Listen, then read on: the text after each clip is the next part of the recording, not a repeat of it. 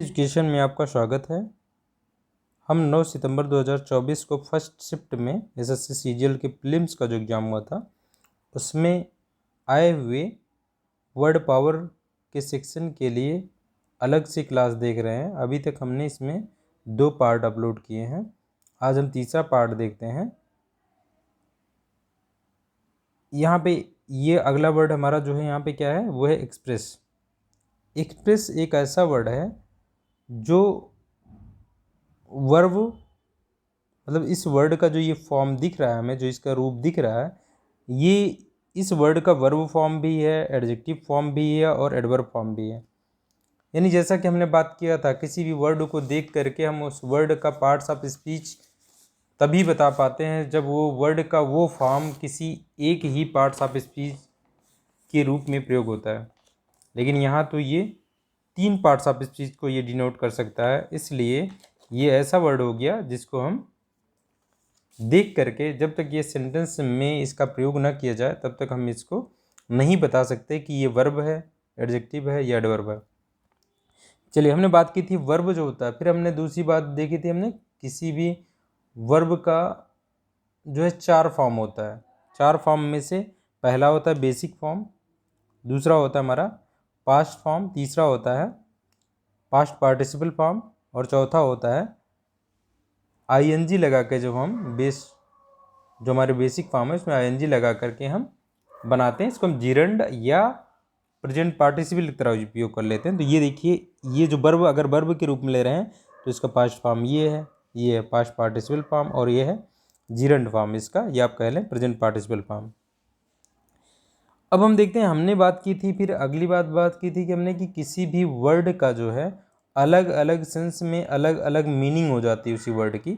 तो उस सेंस में हम देखते हैं, अगर ये वर्ब है तो वर्ब के रूप में जब ये प्रयोग किया जाता है तो ये अलग अलग सेंस में इसकी कितनी मीनिंग होती है।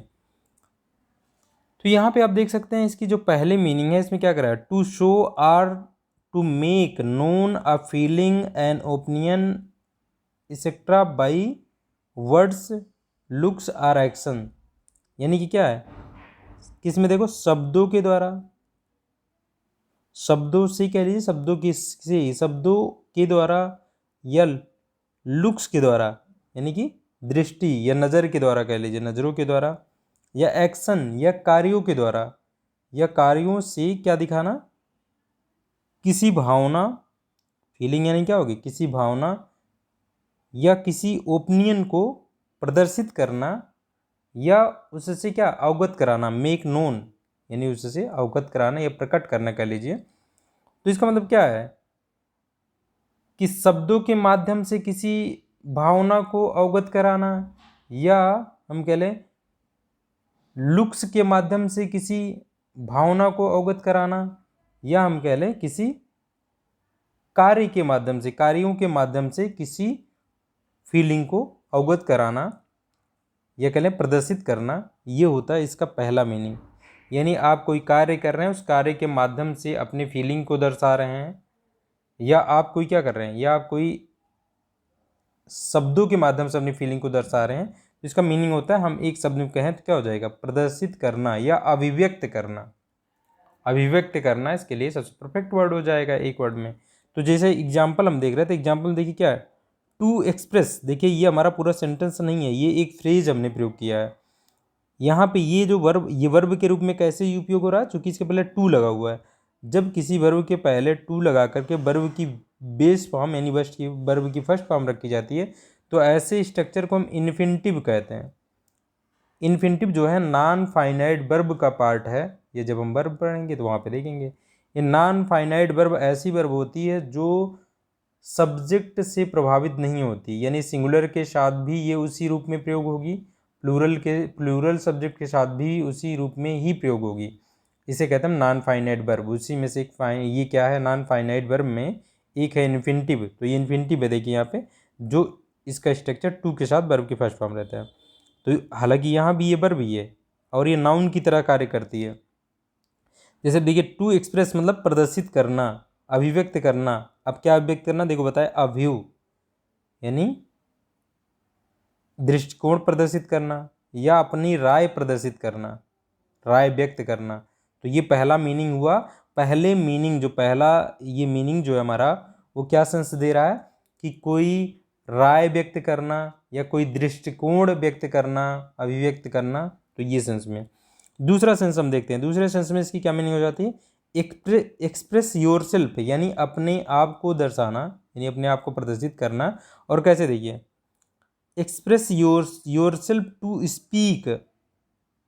स्पीक या टू राइट या to communicate in some other way what you think or feel, यानी तुम क्या सोचते हो या क्या महसूस करते हो, इस चीज़ को क्या दूसरे शब्दों में सम अदर वे, दूसरे ढंग से इसको क्या करना, एक्सप्रेस करना। टू स्पीक या write yourself, to speak और टू राइट और कम्युनिकेट, इसका मतलब एक शब्द में क्या है, क्या अपनी सोच या भावना को बोलने, लिखने या किसी अन्य तरीके से अभिव्यक्त करना या संप्रेषित करना, यानी भेजना, किसी के पास पहुंचाना, किसी को उसके अवगत कराना, ये चीज़ है। तो यहाँ पे क्या हो गया, जैसे हम एग्जाम्पल में देखते हैं, जैसे ही एक्सप्रेस्ड, यानी उसने एक्सप्रेस किया था, हिमसेल्फ, अपने आप को, स्वयं को क्या किया, एक्सप्रेस किया था, फ्रीली मतलब मुक्त रूप से, on the subject of immigration, यानी इमिग्रेशन के सब्जेक्ट पर क्या किया था उसने, उन्होंने आवर्जन विषय पर खुलकर अपनी राय रखी थी। यहाँ क्या है, उन्होंने आवर्जन विषय जो है, आवर्जन विषय यानी कि इमिग्रेशन का जो सब्जेक्ट था उस पर खुलकर अपनी राय रखी थी। तो ये हुआ यहाँ पे, ये दूसरे सेंस में जब यहाँ पे प्रयोग किया गया।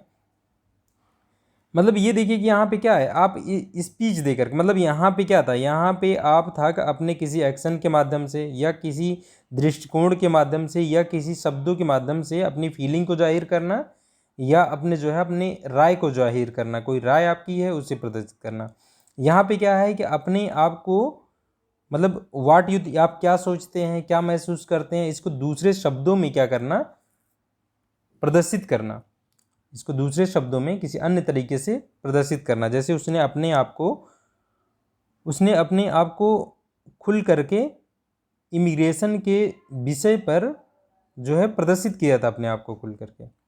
तो ये आप देख सकते हैं। अगला देखेंगे, लगभग मीनिंग सेम पड़ रही है, देखिए यहाँ पे, ठीक है। यहाँ पे देखिए दूसरी क्या है, अगली जो इसकी मीनिंग होती है वो अगले सेंस में क्या है, देखिए, एक्सप्रेस इटसेल्फ, उसके बाद लिखा हुआ है, इसके बाद क्या रहेगा, एडवर्ब रहेगा या प्रीपोजिशन रहेगा। ये स्ट्रक्चर बताया गया आपको कि एक्सप्रेस वर्ब के रूप में होगा, उसके बाद इटसेल्फ रहेगा और उसके बाद एक एडवर्ब या एक प्रीपोजिशन आ सकता है, और ये फॉर्मल उपयोग किया जाता है।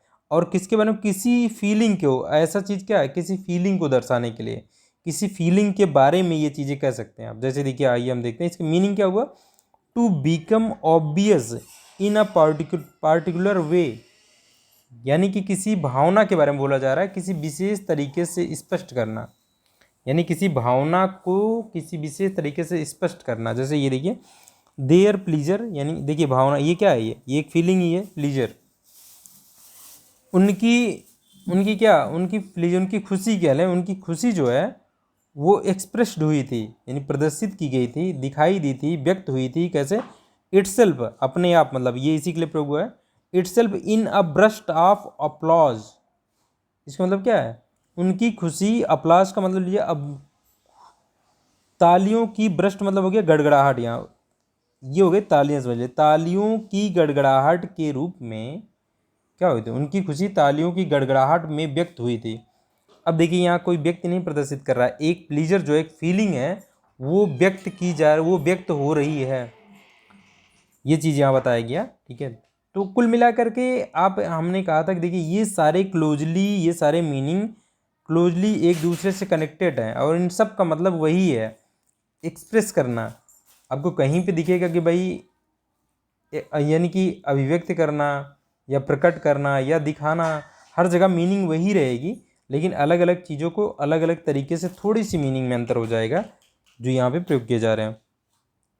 अब चौथा हम देखते हैं, इसकी चौथा जो ये अलग सेंस में अलग जो मीनिंग होगी, ये मैथमेटिक्स में देखिए, ऐसा ये मीनिंग मैथमेटिक्स के लिए प्रयोग की जाती है। टू रिप्रेजेंट समथिंग, यानी किसी चीज़ को प्रदर्शित करना, इन अ पार्टिकुलर वे, यानी एक विशेष ढंग से, विशेष ढंग से, फॉर एग्जाम्पल बाई सिम्बल्स, जैसे आप किसी चीज़ को सिम्बल्स से दर्शा देते हैं, तो ऐसी चीज़।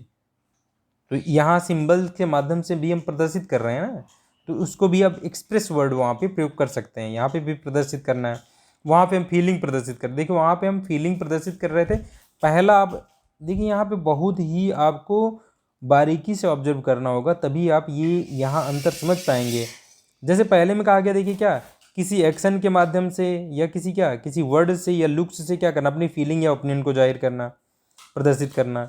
यहाँ पे हुआ कि भाई आप क्या सोचते हैं या क्या फील करते हैं, उसे दूसरे शब्दों, दूसरे तरीके से जो है, दूसरे तरीके से क्या करना, प्रदर्शित करना अपने आप को। और कैसे, बोल करके या लिख करके या कम्युनिकेट करना। देखिए कम्युनिकेट करके, बातचीत के माध्यम से, इस तरीके से कि तुम क्या सोच रहे हो या क्या फील कर रहे हो, उसको क्या करना, एक्सप्रेस करना, और माध्यम ये बनाना। तो इस तरीके का यहाँ पे है। अगला क्या चीज़ है, देखो अगला यहाँ पे तीसरा वाला हमने देखा कि भाई यहाँ पे किसी फीलिंग के बारे में बोला गया। कोई फीलिंग को क्या है, कोई फीलिंग किसी चीज़ को दर्शा दे, तो ये तीसरा फीलिंग के लिए हुआ, एक विशेष रूप में, विशेष ढंग से और स्पष्ट रूप में कोई चीज़ दर्शानी हो, यानी कोई फीलिंग किसी भाव को दर्शाना चाहती, कि मतलब कोई फीलिंग से ही कुछ प्रदर्शित हो रहा हो, तो उस सेंस में हम प्रयोग करते हैं। अगले देखिए मैथमेटिक्स में हम किसी सिंबल से कोई चीज़ दर्शा दे रहे हैं, तब भी हम एक्सप्रेस का प्रयोग कर सकते हैं। अब यहाँ देखिए कैसे स्ट्रक्चर प्रयोग होता है। एक्सप्रेस के बाद समथिंग आता है, यानी कोई निर्जीव चीज़ आएगी, उसके बाद एज लगता है, एज के बाद फिर एक निर्जीव चीज़ होती है। जैसे यहाँ देखिए द फिगर्स, देखिए ये क्या है, ये समथिंग है, कोई निर्जीव चीज़ है। द फिगर आर एक्सप्रेस्ड, यानी फिगर को एक्सप्रेस किया गया है, कैसे, एज परसेंटेज, यानी जो फिगर्स, जो आंकड़े दिए गए हैं, उनको कैसे फिगर किया गया है, परसेंटेज के रूप में। तो देखिए ये क्या है, ये हो गया समथिंग, और ये हो गया एज समथिंग, यानी फिगर्स को परसेंटेज के रूप में प्रदर्शित किया गया है, आंकड़े प्रतिशत के रूप में व्यक्त किए जाते हैं, ऐसे। अब देखिए यहाँ दूसरा एक स्ट्रक्चर और बनता है, एक्सप्रेस के बाद समथिंग लगाएंगे और इन लगाएंगे, उसके बाद समथिंग आएगा। जैसे एजुकेशनल एक्सपेंडिचर, यानी एजुकेशन पर जो व्यय किया गया है, इज ऑफ्टन एक्सप्रेस्ड, यानी इसे प्रायः एक्सप्रेस यानी प्रदर्शित व्यक्त किया जाता है, in term of the amount spend पर स्टूडेंट। कैसे प्रदर्शित किया जाता है कि पर स्टूडेंट के लिए कितना अमाउंट खर्चा किया गया, इस रूप में व्यक्त किया। तो देखिए यहाँ पे क्या प्रयोग कीजिएगा, देखिए इन आया, इन टर्म ऑफ, तो इन के रूप में आप समथिंग लगाएंगे, तो ये चीज़ हो जाएगी, समथिंग के रूप आप ले सकते हैं। तो इस तरीके का स्ट्रक्चर यहाँ प्रयोग होता है। यानी यहाँ क्या कहा गया, शैक्षिक जो एजुकेशनल व्यय है को अक्सर प्रति छात्र खर्च की गई राशि के रूप में व्यक्त किया जाता है। तो ये हमने देख लिया। इस तरीके से इसके हमने 4 प्रयोग देखे। अगले देखते हैं, पांचवा इसका जो है ये अलग सेंस देता है, एक्सप्रेस समथिंग फ्रॉम समथिंग, यानी किसी चीज़ से किसी चीज़ को प्रदर्शित करना। और इसका मीनिंग क्या है, टू रिमूव एयर, यानी रिमूव मतलब हटाना, क्या हटाना, एयर या लिक्विड हटा दिया आपने, फ्रॉम समथिंग किसी चीज़ से, बाई प्रेसिंग यानी प्रेस करते हुए, दबाते हुए किसी चीज़ को, आपने किसी चीज़ पर से क्या किया आपने, एयर या लिक्विड को रिमूव कर दिया, जिससे वो क्या हुआ, वो पहले नहीं दिख रहा था, अब दिखने लगा। जैसे कोकोनट मिल्क इज एक्सप्रेस्ड, ये प्रदर्शित किया जाता है फ्रॉम ग्रेटेड कोकोनट। इसका मतलब क्या हुआ, देखिए जब वो कोकोनट होता है, ग्रेटेड कोकोनट होता है, उससे इसे एक्सप्रेस किया जाता है, मतलब निकाला जाता है। आप समझ लीजिए नारियल का दूध कसे हुए नारियल से निकाला जाता है, यहाँ एक्सप्रेस का मतलब निकालना हो गया। अब यहाँ पे प्रदर्शित करना नहीं कह सकते। देखिए अब यहाँ पे आपको एक ऐसा एग्जाम्पल है जहाँ पे आपको ये पता चलेगा कि भाई अलग सेंस में एक्सप्रेस को हम अब प्रदर्शित करना या अभिव्यक्त करना न कह के यहाँ क्या करें, निकालना। जैसे ग्रेटेड कोकोनट जो है, इससे क्या, ग्रेटेड कोकोनट से जो क्या निकाला गया, कोकोनट मिल्क निकाला गया। तो अब एक्सप्रेस की मीनिंग आप हिंदी में कहेंगे निकालना, कि क्या हुआ है यहाँ पे, नारियल का दूध कसे हुए नारियल से निकाला जाता है। तो ग्रेटेड मतलब कसा हुआ नारियल। तो इस तरीके से यही चीज़ हम जो कह रहे हैं, देखिए यहाँ पे कहा गया एक्सप्रेस का मतलब अलग हो गया, निकालना हो गया, उस चीज़ से किसी चीज़ को निकालना हो गया।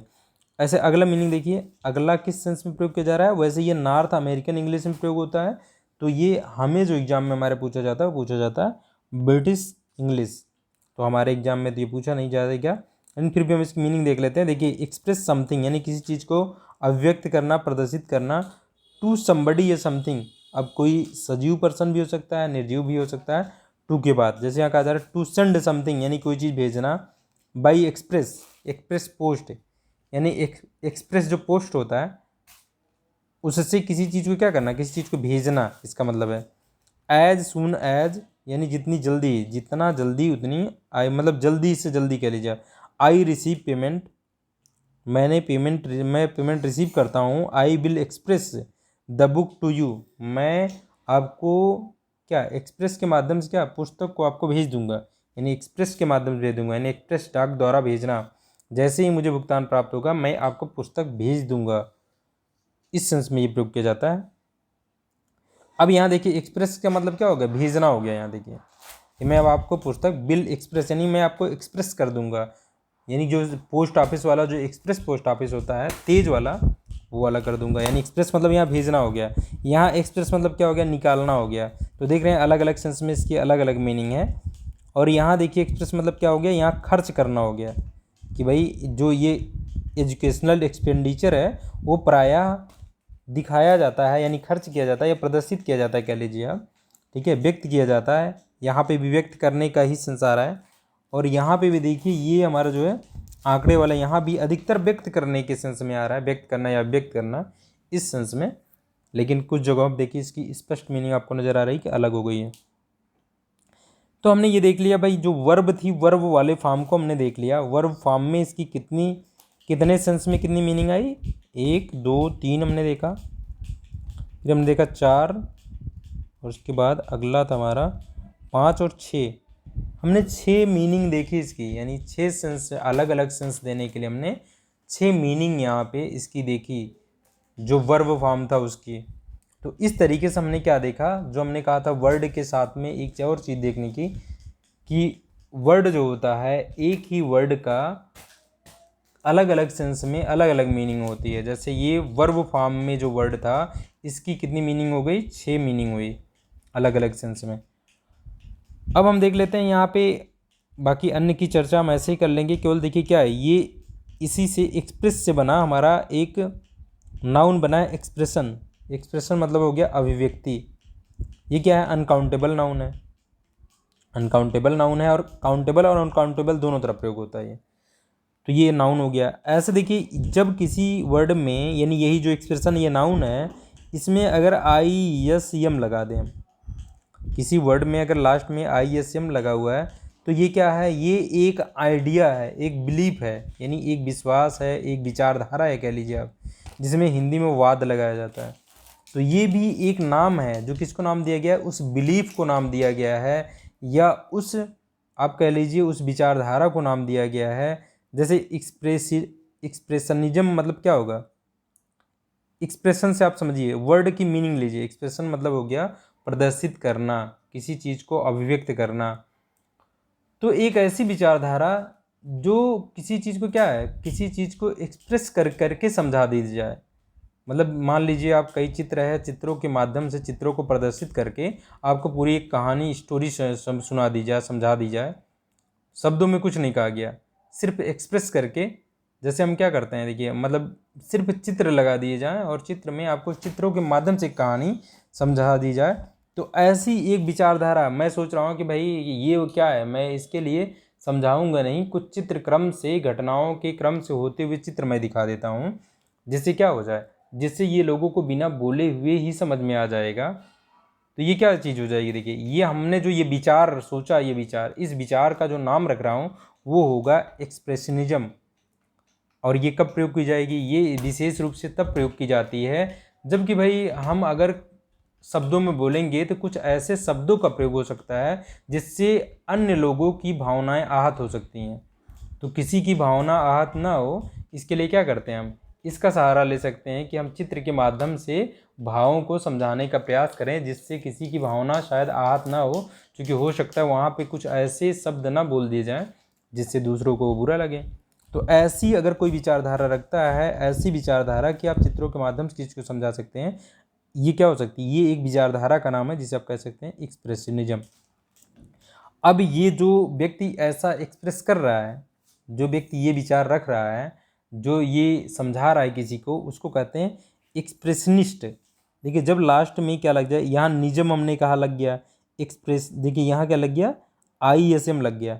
अगर लास्ट में IST लग जाए, जो हमारा ये नाउन है इसमें IST लग जाए, ISM की जगह IST लग जाए, तो वो विचारधारा को प्रदर्शित करने वाला जो व्यक्ति है वो आ जाएगा, यानी अभिव्यक्तवादी जो व्यक्ति अभिव्यक्त कर रहा है।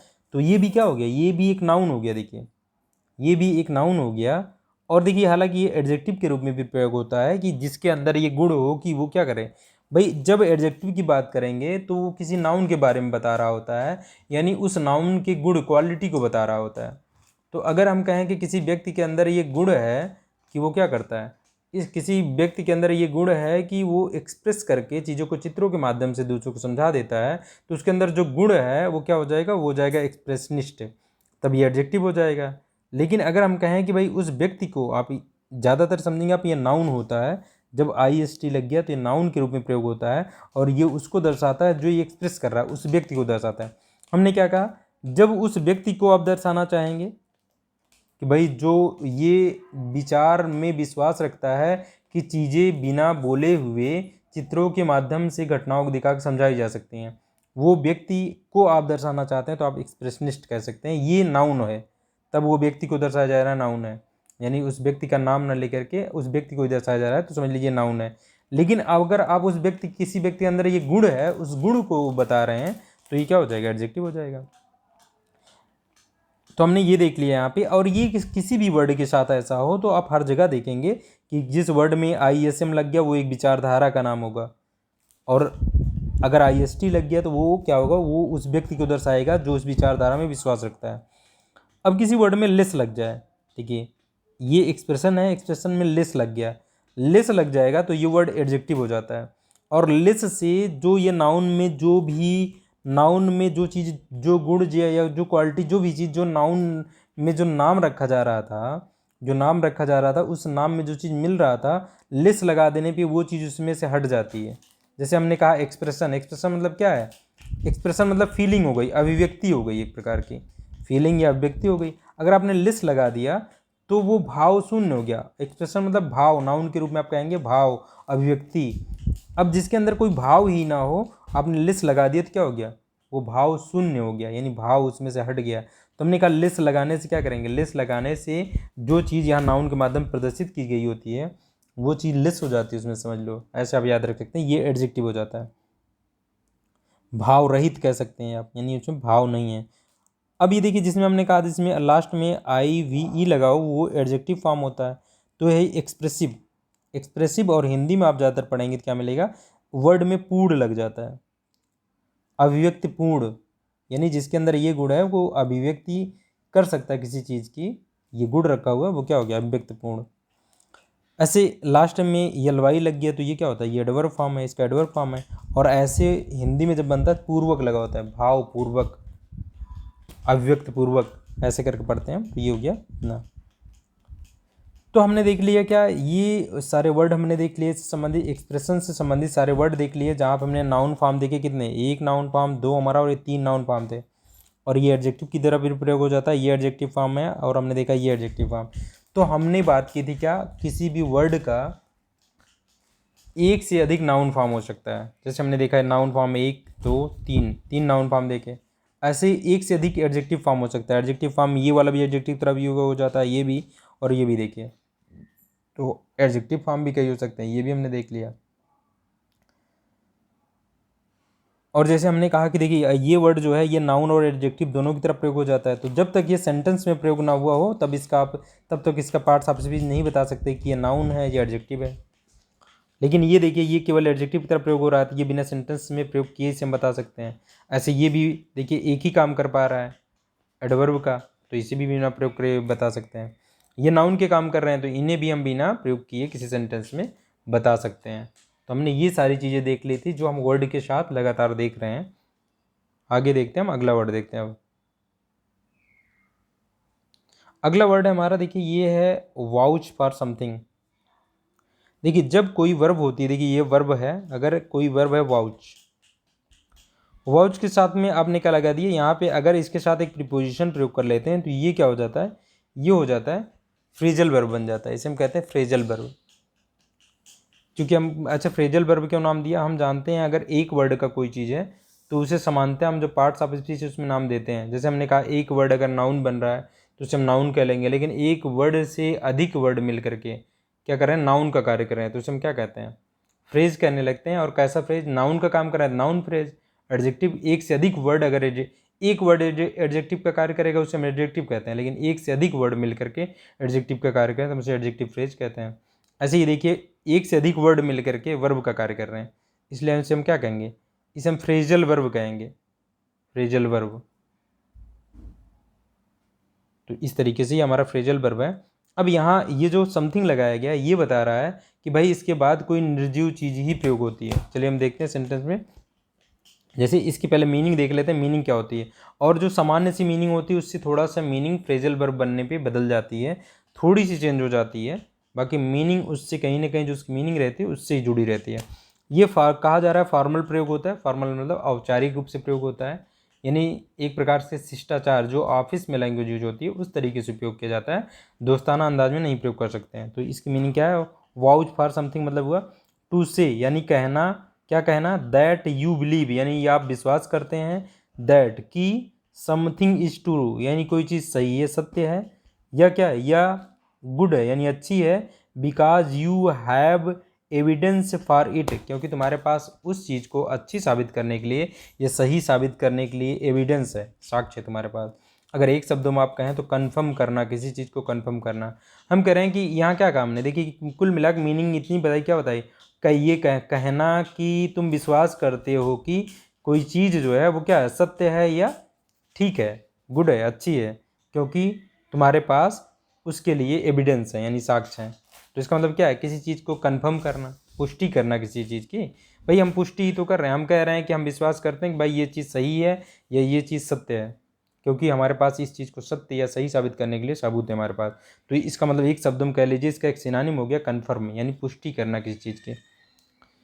तो अब देखते हैं हम पुष्टि करने का, यहाँ पे जो वाउच फॉर समथिंग है इसका मतलब पुष्टि करना हुआ। जैसे आई वॉज इन बेड, मैं बिस्तर में था, I was in bed with the flu, यानी फ्लू से बीमार था और बेड में था मैं।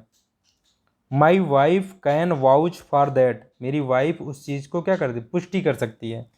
देखिए फॉर दैट, दैट किसके लिए आया है, दैट किसके लिए आया है, कि ये फ्लू के लिए आया, समझ लो, ये समझ लीजिए आप, फ्लू के लिए आया। ये आप कह सकते हैं, या दैट किसके लिए, कि मैं बेड में था, फ्लू से बीमार होकर बेड में था, ये पूरे वर्ड के लिए आप कह सकते हैं, ऐसा भी कह सकते हैं आया इस पूरे वर्ड के लिए। या आप कह लीजिए कि फ्लू के केवल यहाँ पे फ्लू के लिए आप प्रयोग कर लीजिए, फ्लू के लिए कि मतलब उसकी पुष्टि कर सकती है। तो my wife can vouch for it, तो देखिए फॉर दैट यानी उस चीज़ के लिए मेरी वाइफ क्या कर सकती है, ये मतलब पुष्टि कर सकती है। तो यहाँ पुष्टि करने का सेंस है, देखिए यहाँ पे। तो ये हो गया हमारा वाउच। और वाउच फॉर, और एक और फ्रेजल वर्ब देखिए, वाउच फॉर समबडी या समथिंग, दोनों प्रयोग होता है, तब इसकी एक और मीनिंग होती है। देखिए ये भी फॉर्मली प्रयोग होता है यहाँ, तब क्या मीनिंग है, देखिए दूसरा मीनिंग क्या है, टू से यानी कहना, that you believe that somebody will behave well, कि मतलब ये कहना कि तुम विश्वास करते हो कि कोई, समबडी मतलब कोई व्यक्ति, विल बिहेव यानी वो अच्छा बिहेव करेगा, अच्छी तरीके से व्यवहार करेगा, and that you will be responsible for their action, यानी वो कैसा अच्छा, तुमने कहा कि वो अच्छा बिहेव करेगा, और वो जो बिहेव करेगा, जैसा भी बिहेव करेगा, उसके एक्शन के लिए, उसके कार्यों के लिए जो भी एक्शन करेगा उसके लिए तुम रिस्पॉन्सिबल हो, यानी तुम्हें ये विश्वास है भाई कि ये व्यक्ति किसी के साथ अच्छा व्यवहार करेगा, और तुम ये विश्वास करके कह रहे हो कि भाई वो जो जैसा भी जो भी कार्य करेगा उसको, उसके लिए मैं रिस्पॉन्सिबल होगा, क्योंकि मुझे उसके बारे में पूरा पहले से ही यकीन है कि वो अच्छा विश्वास मतलब अच्छा व्यवहार करेगा किसी के साथ में। अगर उसने गलत व्यवहार किया तो आप ये एक्सपेक्ट नहीं करते हैं, आप पहले से कन्फर्म है कि वो अच्छा व्यवहार करेगा, इसीलिए आप ये मतलब एकदम कन्फर्म कर रहे हैं कि भाई अगर उसने कुछ अलग किया, जो भी किया उसके लिए मैं रिस्पॉन्सिबल होऊंगा। तो कुल मिला के पुष्टि करने वाला ही सेंस यहाँ भी है, देखिए कि मतलब आप पहले से संतुष्ट हैं, पहले से कंफर्म हैं आप कि वो क्या करेगा, किसी के साथ अच्छा ही व्यवहार करेगा। तो सेंस वही है देखिए यहाँ पे भी, लेकिन कहा अलग शब्दों में क्या है। जैसे I can vouch for her, देखिए यहाँ पे समबडी लग गया, somebody मतलब देखिए कोई व्यक्ति के लिए ही आ रहा है, अगर किसी लड़की के लिए। I can vouch for her ability, अच्छा यहाँ पे समथिंग हो गया, चूंकि उस व्यक्ति की बात ना करके किसकी बात हो रही है, उसकी क्षमता की बात हो रही है, तो समथिंग हो गया। I can vouch for her ability, मैं उसकी एबिलिटी की क्या को कंफर्म कर सकता हूँ, किस टू वर्क हार्ड, यानी वो कठिन परिश्रम करने के लिए उसकी जो क्षमता है उसकी मैं पुष्टि कर सकता हूँ। यहाँ पे ये आंसर को देखिए, तो इस तरीके से आप देख सकते हैं वाउच फॉर समथिंग मतलब हुआ कंफर्म करना किसी चीज़ को, कि आपके पास पर्याप्त सबूत हैं कि कोई भी चीज़ क्या होगी, अच्छी होगी या सही होगी। और नेगेटिव में नहीं हो रहा देखिए प्रयोग, यहाँ ट्रू या गुड के लिए प्रयोग हुआ, यहाँ पे भी देखिए उसकी एबिलिटी को कि वो अच्छा कार्य कर सकता है, कठिन कार्य कर सकता है, इस एबिलिटी यानी अच्छे सेंस में प्रयोग होता है इसका, तो आप ये ध्यान रखेंगे। आगे चलते हैं हम, अगला वर्ड है हमारा इनवैलिडेट। आपने खूब पढ़ा होगा, देखिए ये वर्ड, अच्छा एक चीज़ का और हम ध्यान देंगे कि अधिकतर वर्ड जो हम पढ़ रहे हैं, हम दैनिक जीवन में कभी ना कभी अधिकतर इसमें से ऐसे वर्ड एग्जाम में पूछे जाते हैं जिनके बारे में आप डेली लाइफ में जो है आप उसको कहीं ना कहीं सुने ज़रूर होते हैं। जैसे आप देखिए ये आपने कहाँ सुना है भाई, आपने खूब सुना है रिचार्ज कराने के सेंस में कि इसकी वैलिडिटी आज ख़त्म हो जाएगी, वो वैलिडिटी देखिए, वैलिड सुना, ये वैलिड नहीं है, तो आपने बहुत चीज़ सुनी है। तो ऐसे आपने कई जी कुछ ही वर्ड होंगे जो आप नहीं सुने होंगे लेकिन अधिकतर सुने होंगे। तो देखिए उसी में इन लगा दिया गया, अगर वैलिडेट है, वैलिडिटी है, वैलिडेट इसका वर्ब हो गया वैलिडेट, अगर इसका आप अपोजिट बनाना चाहते हैं तो इनवैलिडेट, यानी इसका अपोजिट हो गया इनवैलिडेट। वैलिडेट अगर वर्ब है, वर्ब मतलब हो गया क्या, किसी चीज़ को मान्य करना, तो ये अमान्य करना हो जाएगा। देखिए क्या हुआ इसकी, देखिए इसको दो सेंस में प्रयोग किया जा रहा है, इसकी दो मीनिंग है अलग अलग। देखिए इनवैलिडेट समथिंग यानी किसी चीज़ को अमान्य घोषित करना, ये होगा। अब देखिए दूसरा सेंस में अलग देख लेंगे, यहाँ क्या कर रहा है, टू प्रूव यानी सिद्ध करना, क्या, दैट एन आइडिया कि एक विचार या एक कहानी या एक आर्गुमेंट यानी एक तर्क वितर्क जो है वो क्या है, गलत है। यही चीज़ तो है भाई, आप किसी विचार को गलत साबित करना, किसी कहानी, किसी ने कोई स्टोरी सुनाई उसको गलत साबित करना, या कोई तर्क वितर्क दिया गया उसको गलत साबित करना, यही चीज़ है क्या है, इनवैलिडेट करना किसी चीज़ को।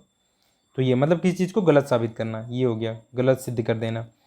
तो देखिए एग्जाम्पल दिया जाए, the new piece of evidence, यानी जो एविडेंस के नए पीस दिए गए हैं, नए भाग दिए गए हैं, नए टुकड़े दिए हैं, नए हिस्से दिए गए हैं, वो क्या इनवैलिडेट कर देते हैं, इनवैलिडेट करते हैं हिज वर्जन ऑफ इवेंट्स, यानी इवेंट जितने इवेंट्स हुए हैं उन इवेंट्स के जितने संस्करण वो बता रही है उन सारे वर्जन को क्या बताता है, इनवैलिडेट कर देता है, यानी गलत साबित कर देता है।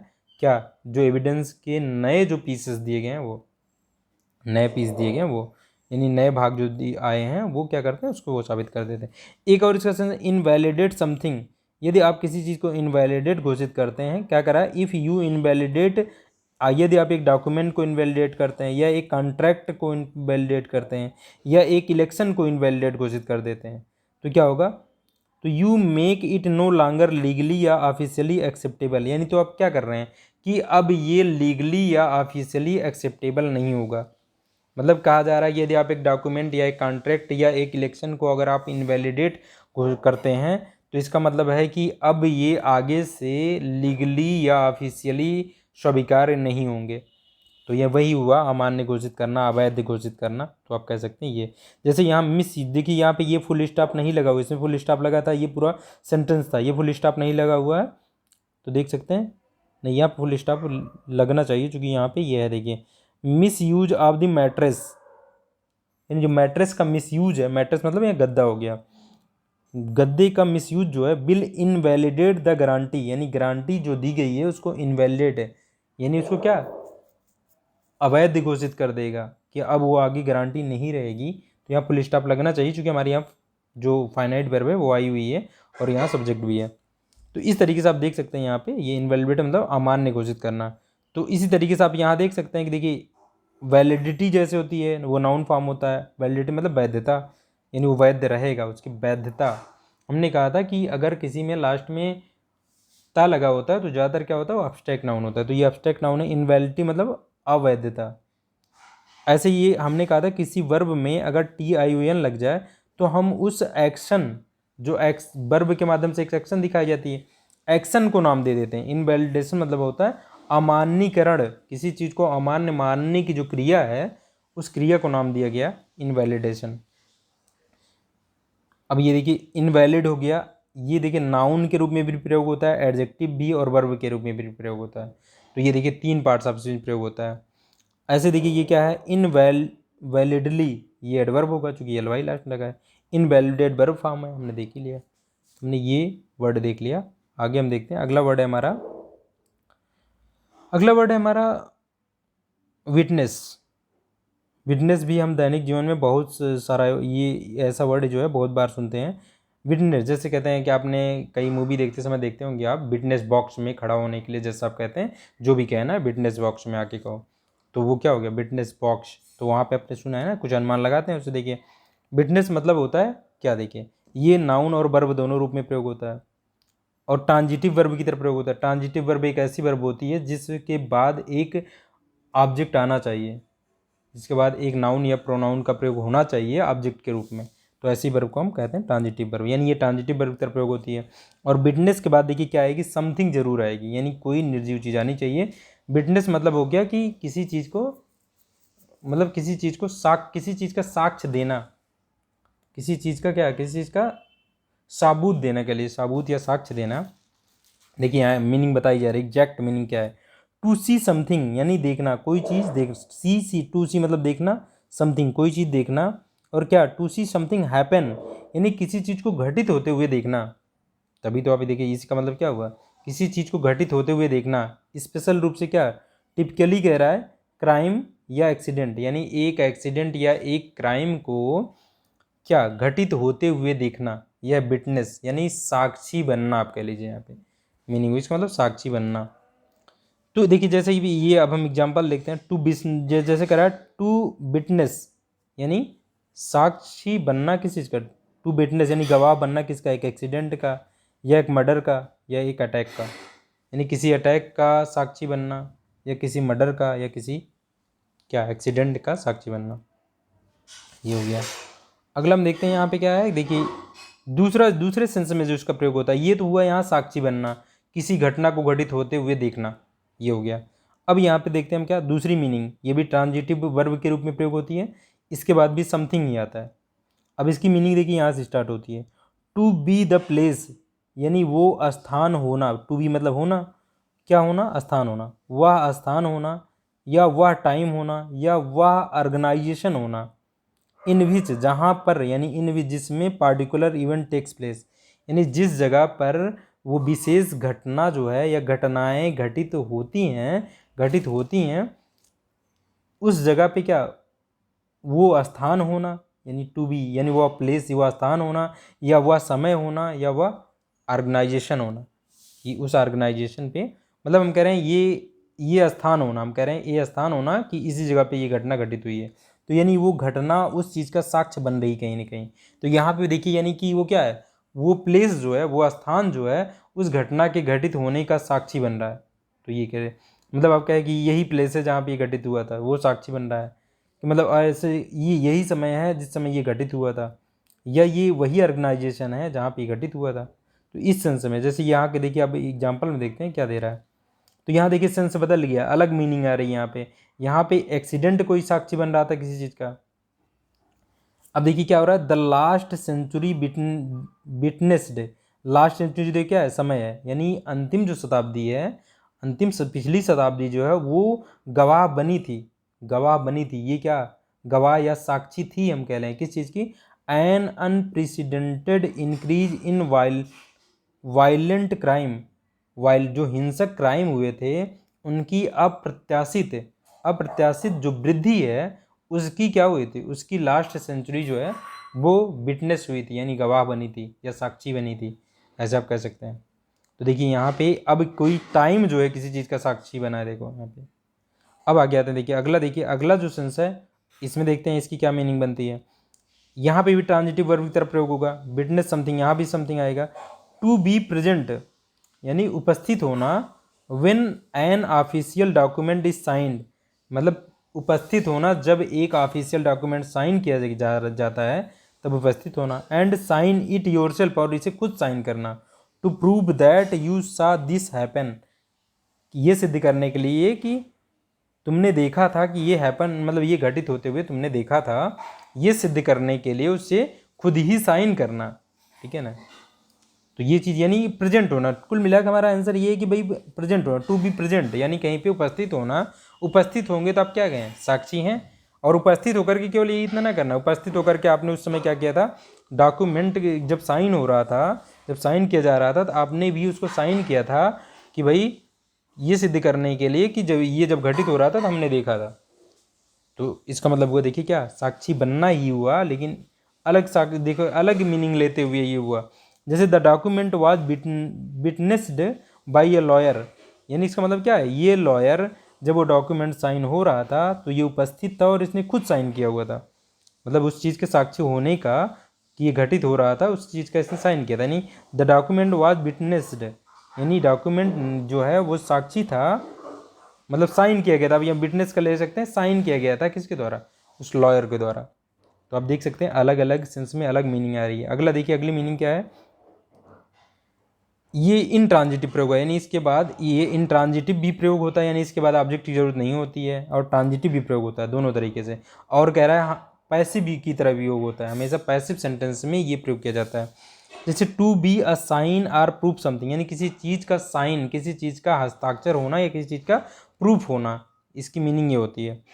जैसे अब देखिए यहाँ पे एग्जांपल दिया जा रहा है, द ह्यूज अटेंडेंस फिगर, इन जो अटेंडेंस उपस्थिति का जो ह्यूज मतलब बड़ा हो गया, विशाल, जो अटेंडेंस फिगर हैं, अटेंडेंस यानी उपस्थिति के जो आंकड़े हैं, बड़े आंकड़े हैं, फॉर द एग्जीबिशन प्रदर्शनी, यानी उस प्रदर्शनी में उपस्थिति के जो बड़े आंकड़े हैं वो विटनेस करते हैं, यानी वो क्या, वो साक्षी बनते हैं, क्या होते हैं, to a healthy interest in modern art, कि मतलब लोगों का मॉडर्न आर्ट में क्या है, हेल्दी, मतलब हेल्दी इंटरेस्ट मतलब है कि ठीक ठाक इंटरेस्ट है, बढ़िया, मतलब बढ़िया इंटरेस्ट है कह लीजिए, मतलब उसमें बढ़िया, मतलब क्या है, एक प्रदर्शनी हो रही थी मॉडर्न आर्ट पर वहाँ पर लोगों ने क्या किया, लोगों की उपस्थिति के आंकड़े जो है वो बहुत बड़ी मात्रा में उपस्थिति होकर के आए। तो वो अब क्या है, वो साक्षी बन रहे हैं कि लोगों के अभी भी मॉडर्न आर्ट में इंटरेस्ट बहुत अधिक है। तो ये सेंस में यहाँ प्रयोग किया गया। तो अब देखिए यहाँ अब क्या हुआ कि भाई जो ह्यूज आंकड़े हैं वो ये गवाही दे रहे हैं या साक्षी बन रहे हैं कह लीजिए कि लोग अभी भी उसमें इंटरेस्ट रखते हैं। अगला देखिए ट्रांजिटिव की तरफ प्रयोग होगा, इसके बाद भी समथिंग आएगा, फॉर्मली यूज होता है। तो देखिए ये कब प्रयोग होता है, used when giving an example, ये तब उपयोग किया जाता है जब आप एक एग्जांपल दे रहे होते हैं, दैट जो प्रूव करता है कि समथिंग, जो किसी चीज़ को प्रूव करता है, यू हैव जस्ट सेड, यानी तुमने अभी अभी जो कहा है उसको ये प्रूव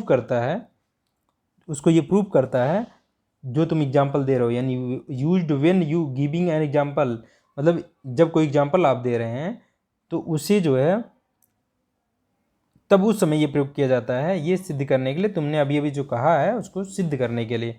जैसे देखिए ये देखते हैं, अथेंटिक मतलब सत्यापित कर लीजिए, प्रमाणिक। अथेंटिक इटालियन कुकिंग, यानी जो सत्यापित इटालियन कुकिंग है, इज़ वेरी हेल्दी, ये बहुत ही हेल्दी है। Witness the low incidence of heart disease in Italy. अब देखिए आपने क्या एक एग्जांपल दिया आपने कि भाई क्या, ये आपने कहा एक कि अथेंटिक जो इटालियन कुकिंग है वो बहुत ही हेल्दी है। अब आपने अपने साक्ष्य में क्या चीज़ दिया, विटनेस, कि इसके गवाह कौन बनते हैं, इसके साक्षी क्या है कि भाई क्या, इटली में हार्ट की जो घटनाएं हुई हैं, हार्ट डिसीज की, उसकी घटनाएं जो है बहुत कम है। तो आप ये बता रहे हैं। तो देखिए इस तरीके से आप यहाँ पे साक्षी बनने, ये क्या है, ये जो घटनाएं कम हो रही हैं वहाँ पे हार्ट डिसीज की, ये इस चीज़ को साबित करें, प्रूव कर रही हैं कि भाई ये हेल्दी है। तो इस सेंस में आप प्रयोग कर सकते हैं। अगला एक और इसकी मीनिंग है, देख लेते हैं क्या है। यहाँ पे है इंट्रांजिटिव की तरह ही प्रयोग होगा और विटनेस टू समथिंग होगा, और ये नॉर्थ अमेरिकन इंग्लिश में प्रयोग होता है, और इसका मतलब होता है to speak to people about your strong religious belief, यानी किसी क्या बोलना, किससे, लोगों से, टू पीपल किस बारे में, about your strong religious belief, यानी आपका धार्मिक विश्वास, मतलब किसी चीज़ में बहुत ही ज़्यादा आपका धार्मिक विश्वास है, उसके बारे में लोगों से बोलना, इसके लिए प्रयोग होता है। मतलब आप समझ लीजिए जो आप जिस विश्वास, जिस रिलीजियस मतलब धार्मिक विश्वास को आप मानते हैं, उस चीज़ को तेज़ी से क्या करना, उसका गवाह बनना, गवाही बनना, साक्षी बनना कि भाई ये बहुत अच्छा है, उस सेंस में प्रयोग किया जाता है। तो हमने देखा क्या, अब हम इस वर्ड की बात कर लेते हैं। ये वर्ड जो है हमने अभी देखा ये सब वर्ब के रूप में, कि इसके वर्ब में 6 मीनिंग हमने देखी, अलग अलग सेंस में 6 मीनिंग देखी। अब देखते हैं कि ये देखिए जो ये हमारा वर्ड है, ये इसका नाउन फॉर्म भी ऐसा ही है और वर्ब फॉर्म भी ऐसा ही है। यानी आप इसको बिना वर्ड में, बिना सेंटेंस में प्रयोग किए आप ये नहीं बता सकते कि ये कौन सा पार्ट्स ऑफ स्पीच है, क्योंकि ये 2 पार्ट्स ऑफ स्पीच को डिनोट करता है। ये पास्ट पार्टिसिपल हो गया विटनेस्ड है, क्योंकि हम जानते हैं इसी वर्ब से बनेगा विटनेस, सेकंड फॉर्म भी होगा, थर्ड फॉर्म भी होगा। तो ये थर्ड फॉर्म जो होगी पास्ट पार्टिसिपल रूप है जो वर्ब से ही बना है। तो हमने आज यहाँ तक देख लिया। आज हमने कितने वर्ड देखे देख लेते हैं। आज हमने जो बात की, चूँकि डिटेल में बात देखिए, अभी हम यहाँ पे थोड़ा डिटेल में बात कर रहे हैं ताकि हम थोड़ा सा ये मीनिंग क्या दिखाती हैं आप इसको आइडिया को कायदे से समझ जाएं। उसके बाद हम जल्दी में ही बात करेंगे, सारी मीनिंग को बात नहीं करेंगे। हमने बात क्या की है, आप उस बात को पहले याद रखिए, ठीक है ना। अगर हम एक बार इस पर अभ्यस्त हो गए तो हमें जो इतनी सारी चीज़ें देखनी पड़ रही ये हमें नहीं देखनी पड़ेंगी, ठीक है। हमने बात की थी हम किस मार्ग पे चल रहे हैं, हम चल रहे हैं कि भाई किसी वर्ड के बारे में हमें क्या क्या ध्यान देना है। एक तो ध्यान देना है कि किसी भी वर्ड के हमें 4 फॉर्म देखने हैं ज़रूर। कौन से? Noun form, adjective form, adverb form और वर्ब फॉर्म। अगर उस वर्ड का चारों फॉर्म होता है तो हमें वो सब देखने हैं उसके। और दूसरी भी अगली बात क्या है वर्ड से संबंधित, कि जो वर्ब है हमारा, जो हमने कहा वर्ब फॉर्म, वर्ब 4 फॉर्म में होती है। एक बेसिक फॉर्म, दूसरा हो गया पास्ट फॉर्म, तीसरा past participle form. Past participle form जो है एडजेक्टिव की तरह भी प्रयोग होता है। एक वर्ब में आईएनजी फॉर्म होती है जो जिरंड के रूप में, नाउन के रूप में उपयोग होती है, और अगर वो पास्ट प्रेजेंट पार्टिसिपल के रूप में वो एडजेक्टिव के रूप में प्रयोग होती है। तो ये भी हम देख रहे हैं। और साथ में हमने कहा कि एक ही वर्ड के अलग अलग सेंस में अलग अलग मीनिंग होती हैं, जिसको देखने में हमारा ज़्यादा टाइम जा रहा है। लेकिन ये बहुत ही इंपॉर्टेंट है, क्योंकि जब आप क्लोज टेस्ट करेंगे तो उसकी कौन सी मीनिंग वहाँ पे आवश्यकता होगी, वो चीज़ें कभी कभी आपको ये ध्यान देनी होंगी। धीरे धीरे आप ये देखते देखते जब खुद देखना सीख जाएंगे तो आप ये डिक्शनरी से खुद देख सकते हैं कि एक मीनिंग के क्या क्या, किस किस सेंस में प्रयोग हो जाता है, वो अलग अलग मीनिंग। तो हम देख रहे हैं, हमने बात की एक ही वर्ड के अलग अलग सेंस में कई मीनिंग होती है। फिर हम अगली बात कर रहे हैं वर्ड के बारे में, कि एक ही वर्ड के कई नाउन फॉर्म होते हैं। जैसे हमने देखा, ये देखिए इसके नाउन फॉर्म कितने देखे थे हमने, देखे 3 नाउन फॉर्म देखे थे। ये देखिए अलग अलग नाउन फॉर्म अलग अलग चीज़ों को दर्शाते हैं। जैसे यहाँ पे देखिए ये क्या है, ये अनकाउंटेबल नाउन है जो एक फीलिंग को दर्शाता है। ये एक फीलिंग को दर्शाता है।